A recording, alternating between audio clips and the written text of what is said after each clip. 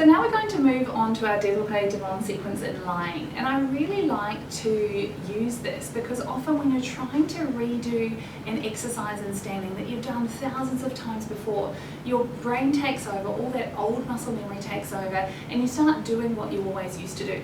This allows you to create a new pattern which is much more focused on centralizing the hip, finding your deep rotators, and combining it into that sequence to make a new pattern in your brain rather than an old one. And this can actually help you improve much faster than just trying to do it more in standing.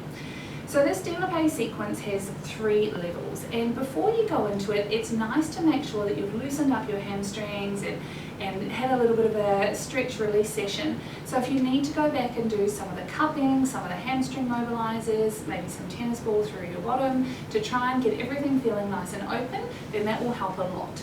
This is a really good exercise for those dancers who have lots of mobility but struggle to hold it up the front. So it will help knit together all of the previous things that we've been talking about in sequence so that you can really transfer it directly into your dancing. So Jess is going to start with the feet in first. Now with young students I let them kind of let their feet pointed, but at this level I want to keep this foot flexed and the back border of the foot engaged with the ground so that her standing leg turnout muscles are working as well. Slowly peel the right leg up into a retire, and we're really focusing on keeping flat through the hips. Yeah? And then unfold to 90 degrees. Making sure that the hips stay nice and square, try bring this leg into parallel and then turn out. And again, parallel and turn out. And then lower that leg, keeping connected to your center, making sure that it doesn't pop up. Beautiful, and then change sides.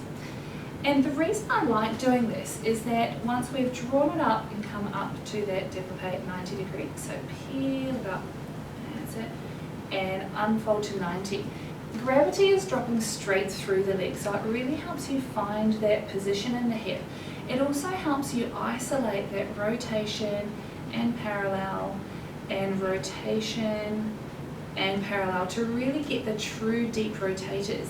The more rotated your leg is in that position, the less likely we are to overuse through the front of the hip.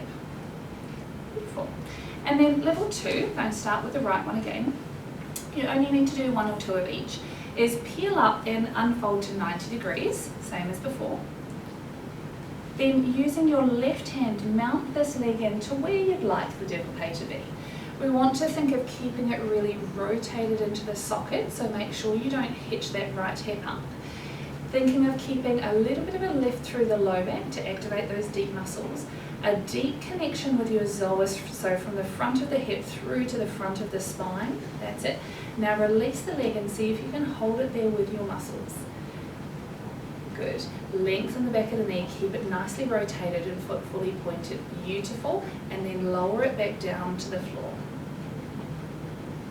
Great. And then the other side. So peeling up. Now make sure that if you have good rotation range, you're really using it during this. Some people lift their leg up and then flop it down to the side. Keep open through here. That's it. Now use your right hand, guide it in, keeping an eye on the placement through the pelvis, keeping a little bit of lift through the low back, deep connection through the front of the hip. Then when you've found it, release and hold. That's it.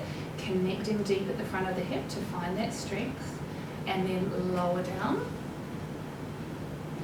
Beautiful. And then the third variation, where we're actually going to place it where you'd like it to be when you stand. Now don't be worried if you're a little bit higher in line than you are in standing at the moment, we will get there. So peel the foot up. And then thinking of getting that deep rotation in the socket, deep connection in the hip, collect the front of the hip and bring it in, good, and unfold, unfold, keeping it along to midline. Beautiful, really lengthen the back of the knee, supporting leg is strong, and slowly lower back down. Beautiful. So we can start to train that pattern for how it's actually going to unfold in standing. And the last side, keeping this side open, deep rotators working, and then connect in the hip and really feeling that strength through the front. Now that we've built the stability in the back, psoas can actually work as a hip flexor. Good. And then lower it back down.